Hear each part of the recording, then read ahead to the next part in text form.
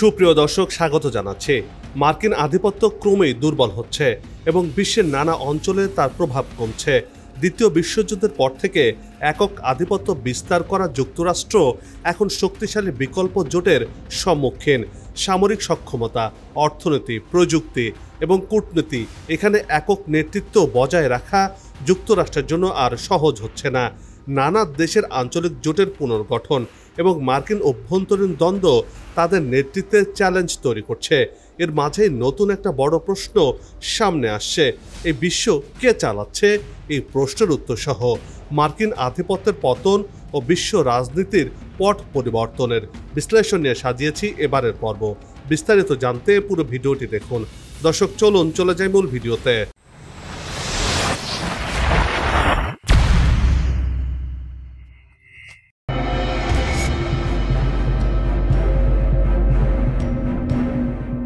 পরাশক্তি দেশগুলো বিশ্বকে শাসন করতে এখন বিশ্ব কূটনৈতিক চ্যাম্পিয়নশিপের ট্রফির জন্য লড়াই করছে। বর্তমানে বিশ্বব্যাপী একটি নিরাপত্তা ব্যবস্থা প্রতিষ্ঠিত হয়েছে। মানচিত্র দেখলেই পরিষ্কার হয়ে যাবে যে মার্কিন যুক্তরাষ্ট্র ও তার মিত্ররা এর সবচেয়ে শক্তিশালী খেলোয়াড়।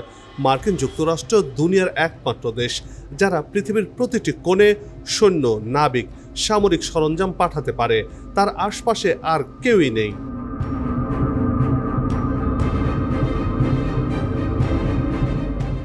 এশিয়ায় চীন তার সামরিক সক্ষমতা বৃদ্ধি করছে, কিন্তু এর বাইরে নয়। এশিয়ার অনেক আমেরিকান মিত্র এ নিয়ে আবার উদ্বিগ্ন। ফলস্বরূপ তারা আমেরিকার ওপর আরও নির্ভরশীল হয়ে উঠছে। সেই সাথে মার্কিন নিরাপত্তার ছাতার নিচে থাকতে চাইছে। কিন্তু ইসরায়েল ফিলিস্তিন যুদ্ধে, কূটনৈতিক লড়াইয়ে মধ্যপ্রাচ্যের দেশগুলোর ঐক্যবদ্ধ শক্তির সামনে অনেকটাই মাথা নিচু করতে বাধ্য হচ্ছে মার্কিন যুক্তরাষ্ট্র।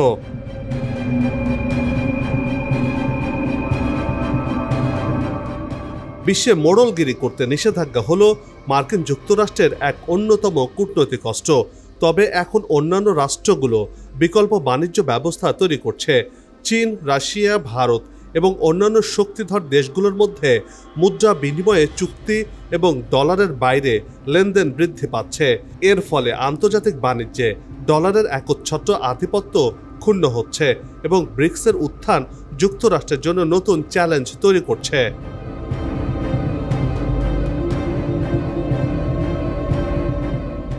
বিশ্বে গ্লোবাল সাউথের গুরুত্বপূর্ণ ভূমিকা বাড়ছে।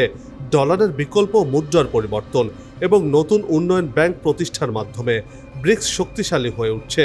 অতীতে মার্কিন প্রেসিডেন্ট ডোনাল্ড ট্রাম্প হুমকি দিলেও এই জোটের মধ্যে ঐক্য বাড়ছে, যা যুক্তরাজ্যের জন্য বড় একটি বিপদ।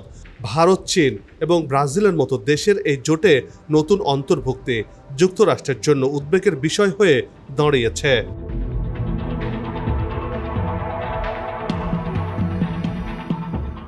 ইউরোপও তাদের বাণিজ্য নীতিতে বৈচিত্র্য আনছে, বিশেষ করে রাশিয়ার জ্বালানি সংকটের পর। রাশিয়ার সাথে যুক্তরাষ্ট্রের বাণিজ্য চুক্তিতে বাধা থাকার পরও ইউরোপ এখন রাশিয়া ও আফ্রিকার বাজারকে গুরুত্ব দিচ্ছে এবং সেখান থেকে তারা জ্বালানি কিনছে। একই সময়ে মধ্যপ্রাচ্যে সৌদি আরব এবং চীনের সাথে কৌশলগত সম্পর্ক বাড়াতে আগ্রহী। সে কারণে ইউরোপের নীতিতে অনেকগুলো পরিবর্তন লক্ষ্য করা যাচ্ছে। মার্কিন রাজনীতির অভ্যন্তরীণ বিভাজন এবং ইউক্রেন যুদ্ধের প্রভাবে তাদের নেতৃত্বে স্থিতিশীলতা কমে গেছে।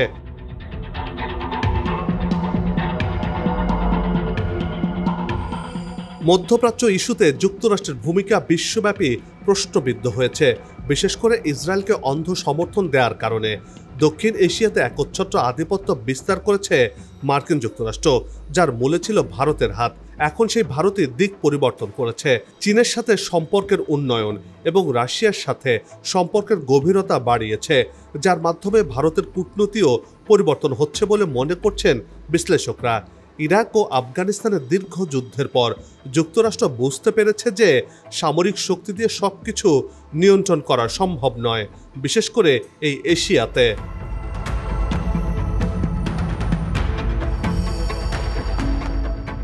ইউক্রেন যুদ্ধে যুক্তরাষ্ট্রের অস্ত্র সহায়তা রাশিয়ার অগ্রযাত্রা ঠেকাতে পারছে না। একইভাবে দক্ষিণ চীন সাগরে চীন এবং ইরান পারস্য উপসাগরে তাদের প্রভাব বিস্তার করছে। ফলে যুক্তরাষ্ট্রের সামরিক আধিপত্যের প্রতি প্রশ্ন উঠছে। বিশ্ব ব্যবস্থা এখন বহুমুখী শক্তির দিকে অগ্রসর হচ্ছে। যুক্তরাষ্ট্র এখনও বড় শক্তি হলেও একক প্রভাবশালী হিসেবে টিকে থাকতে পারছে না। চীন রাশিয়ার আঞ্চলিক জোট এবং নতুন বাণিজ্য বাস্তবতা মার্কিন যুক্তরাষ্ট্রের ক্ষমতাকে কমিয়ে দিচ্ছে। ভবিষ্যতের বিশ্ব রাজনীতিতে একক কেন্দ্রের পরিবর্তে বহুকেন্দ্রিক ভারসাম্য প্রতিষ্ঠিত হতে যাচ্ছে বলে মনে করা হচ্ছে।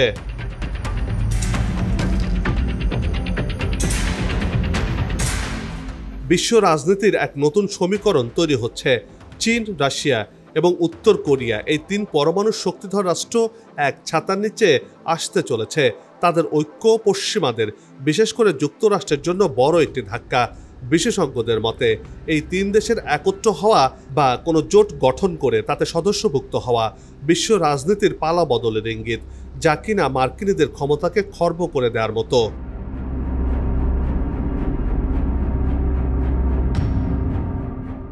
সেপ্টেম্বরের প্রথম সপ্তাহে চীনের রাজধানী বেইজিংয়ে দ্বিতীয় বিশ্বযুদ্ধের ৮০ বছর পূর্তি উপলক্ষে একটি সামরিক কুচকাওয়াজ অনুষ্ঠিত হবে, যেখানে রাশিয়ার প্রেসিডেন্ট ভ্লাদিমির পুতিন এবং উত্তর কোরিয়ার নেতা কিম জং উন উপস্থিত থাকবেন। এই আয়োজনে ইরান, বেলারুশ এবং ইন্দোনেশিয়ার নেতাদের অংশগ্রহণেরও কথা রয়েছে। এর মাধ্যমে চীন, রাশিয়া এবং উত্তর কোরিয়া একত্রে শক্তিশালী বার্তা দিচ্ছে বিশ্বকে, যা বিশ্ব রাজনীতির মোড় ঘুরে দাঁড়াতে পারে বলে মনে করছেন বিশ্লেষকরা।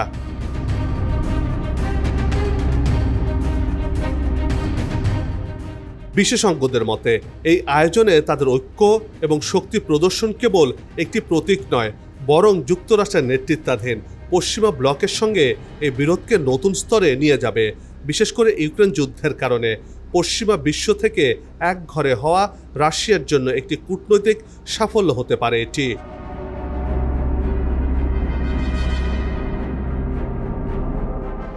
ভারতের প্রধানমন্ত্রী নরেন্দ্র মোদী যদি এই কুচকাওয়াজে যোগ দেন, তবে তা অত্যন্ত তাৎপর্যপূর্ণ হবে।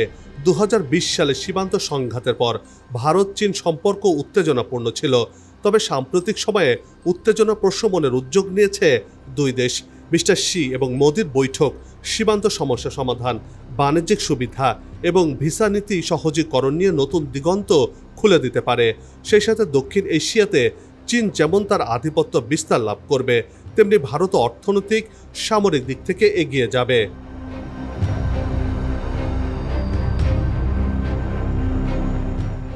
অন্যদিকে দীর্ঘদিন ধরে মার্কিন বলয়ে থাকা ভারত বেরিয়ে আসলে এই অঞ্চলে যুক্তরাষ্ট্রের প্রভাব কমে আসবে বলে মনে করছেন বিশ্লেষকরা। চীনের সঙ্গে সম্পর্ক উন্নয়ন এবং যুক্তরাষ্ট্রের সঙ্গে দূরত্ব ভারতীয় কূটনীতির নতুন পথ তৈরি করতে পারে। এই তিন পরাশক্তির ঐক্য কেবল ইতিহাসের স্মৃতি নয়, বরং বিশ্ব রাজনীতির পরবর্তী যুগের সূচনা হতে পারে বলেই মনে করছেন বিশ্লেষকরা।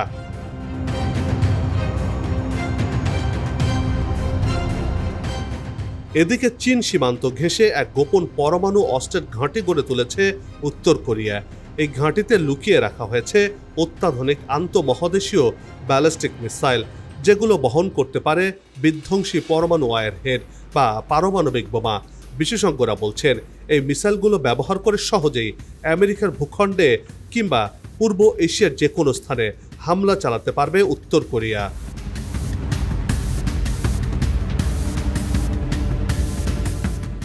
বিশ্বের নানা অঞ্চলে সামরিক উপস্থিতি এবং বেসামরিক সহায়তার ক্ষেত্রেও মার্কিন আধিপত্যের বিরুদ্ধে এক নতুন ধরনের সংগ্রাম চলছে।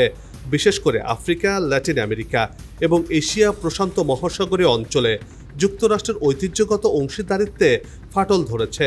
চীন, রাশিয়া এবং ভারত আফ্রিকায় বৃহৎ অবকাঠামো প্রকল্প শুরু করেছে। এই সমস্ত দেশের বিনিয়োগে উন্নয়নশীল দেশগুলো এখন এক নতুন কৌশল গ্রহণ করেছে, যা সরাসরি যুক্তরাষ্ট্রের প্রভাবের বিরুদ্ধে অবস্থান নিচ্ছে। এসব উন্নয়নশীল দেশগুলো চীন রাশিয়া বেল্টের দিকে ঝুঁকে পড়ছে। এতে করে মার্কিন যুক্তরাষ্ট্রের প্রভাব খর্ব হচ্ছে।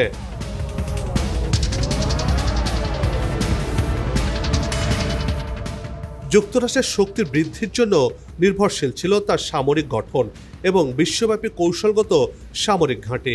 তবে চীনের সামরিক সক্ষমতা বৃদ্ধির পাশাপাশি রাশিয়ার সাথে নতুন করে কৌশলগত সম্পর্ক গড়ে উঠেছে, যার ফলে যুক্তরাষ্ট্রের সামরিক অবকাঠামোর ওপর চাপ সৃষ্টি করছে।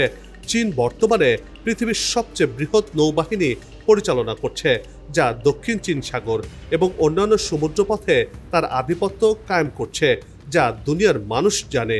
ইউক্রেন যুদ্ধ শুরু হওয়ার পর রাশিয়া পরমাণু শক্তি এবং আঞ্চলিক সামরিক উপস্থিতি আরও শক্তিশালী করেছে। ফলে যুক্তরাষ্ট্রের সমরশক্তি এককভাবে আগের মতো আধিপত্য বিস্তার করতে পারছে না। এমনকি ইরানের সাথে যুদ্ধে মুখ থুবড়ে পড়েছে যুক্তরাষ্ট্রের ভাড়াটে গুন্ডা ইসরায়েলের, যা মার্কিন যুক্তরাষ্ট্রের আধিপত্য কমে যাওয়ার ইঙ্গিত বহন করছে।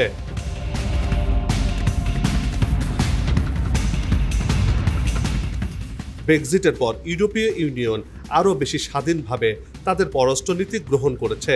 ফ্রান্স ও জার্মানি ইরানের সঙ্গে পরমাণু চুক্তি পুনঃস্থাপনের জন্য মার্কিন প্রেসিডেন্ট ট্রাম্পের সিদ্ধান্তকে সরাসরি বিরোধিতা করেছে। একইভাবে ইউরোপীয় দেশগুলো আফ্রিকা ও মধ্যপ্রাচ্যে নিজেদের কৌশলগত পদক্ষেপ গ্রহণ করছে, যা আগে মার্কিন নেতৃত্বাধীন ছিল। এই পরিবর্তনগুলো যুক্তরাষ্ট্রের আঞ্চলিক ও আন্তর্জাতিক নীতিকে প্রভাবিত করছে, যার মাধ্যমে মার্কিন যুক্তরাষ্ট্রের ক্ষমতা কমে যাওয়ার আরেকটি সংকেত দেয়।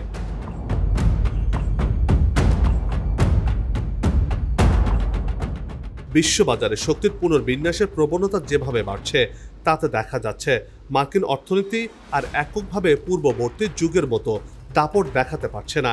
বিশেষ করে মার্কিন যুক্তরাষ্ট্রের জাতীয় ঋণ এবং অর্থনৈতিক অস্থিতিশীলতা বিশ্ব অর্থনীতির জন্য একটি বড় উদ্বেগের কারণ হয়ে দাঁড়িয়েছে। চীন এবং অন্যান্য উদীয়মান শক্তি তাদের অর্থনৈতিক মডেল, ডিজিটাল কারেন্সি ব্যবস্থার মাধ্যমে ডলার নির্ভরতা কমানোর চেষ্টা করছে। চীনের বেল্ট অ্যান্ড রোড প্রকল্প এবং রাশিয়ার নতুন বাণিজ্যিক পথ নির্দেশনা বিশ্বব্যাপী অর্থনৈতিক আধিপত্যের পুনর্বিন্যাসে ভূমিকা রাখছে।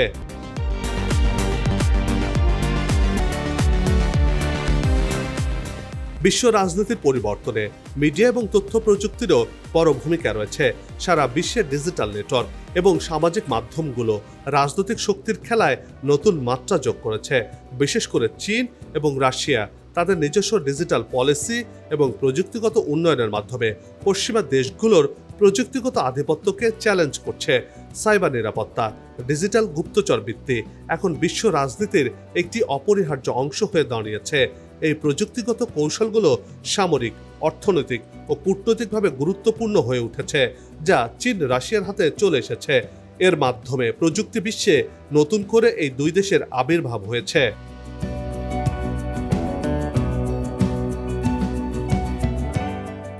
যুক্তরাষ্ট্র, চীন, রাশিয়া ছাড়াও তৃতীয় একটি শক্তি রয়েছে, যা বর্তমানে ভীষণ গুরুত্বপূর্ণ। তা হচ্ছে ডিজিটাল অর্ডার। এটি কোনো দেশের সরকার নিয়ন্ত্রণ করে না, বরং প্রযুক্তি প্রতিষ্ঠানগুলো নিয়ন্ত্রণ করে। বর্তমানে প্রযুক্তির ছায়াতলে রয়েছে বিশ্ব চলছে প্রযুক্তি নির্ভর হয়ে। পৃথিবীর নাগরিকদের আবেগ, বিবেক, বিক্ষোভ কিংবা অর্থনীতি, কূটনীতি, যুদ্ধ, সাইবার হামলা, প্রোপাগান্ডা সবকিছুরই নিয়ন্ত্রক এই ডিজিটাল অর্ডার, যা অনেকটা গ্যারি ডেভিসের ওয়ান ওয়ার্ল্ডের মতো, যার কোনো সীমানা নেই। সবাই এক পৃথিবীর নাগরিক। সুতরাং ডিজিটাল দুনিয়ায় যারা সেরা হবে তারাই হবে পৃথিবীর নতুন রাজা। এক্ষেত্রে চীন নতুন নতুন প্রযুক্তি উদ্ভাবনের মাধ্যমে নিজের জাত চিনিয়েছে। বিশ্বকে চালানোর নাটাই ধরতে চলেছে এই দেশটি, অর্থাৎ আগামীতে বিশ্ব চালাতে যাচ্ছে চীন।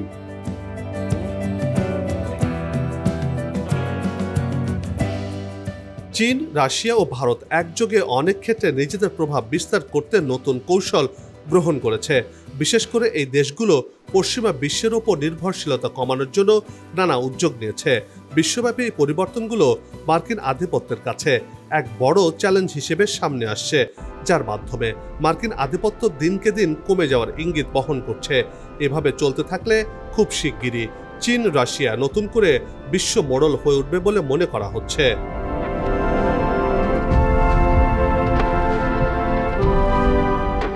বন্ধ হোক যুদ্ধ, বিগ্রহ, হানাহানি, শান্তিময় হোক বিশ্ব, এমন প্রত্যাশা রেখে এই পর্ব থেকে বিদায় নিচ্ছে।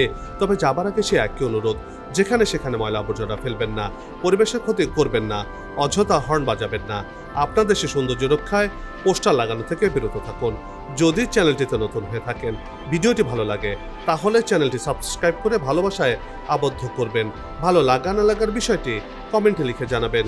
কি ধরনের ভিডিও দেখতে চান তাও জানানোর অনুরোধ রইল। আবারও হাজির হব নতুন কোনো খবর আর তার বিশ্লেষণ নিয়ে। নিজে ভালো থাকুন, দেশকে ভালো রাখুন, আমাদের সাথেই থাকুন। ধন্যবাদ।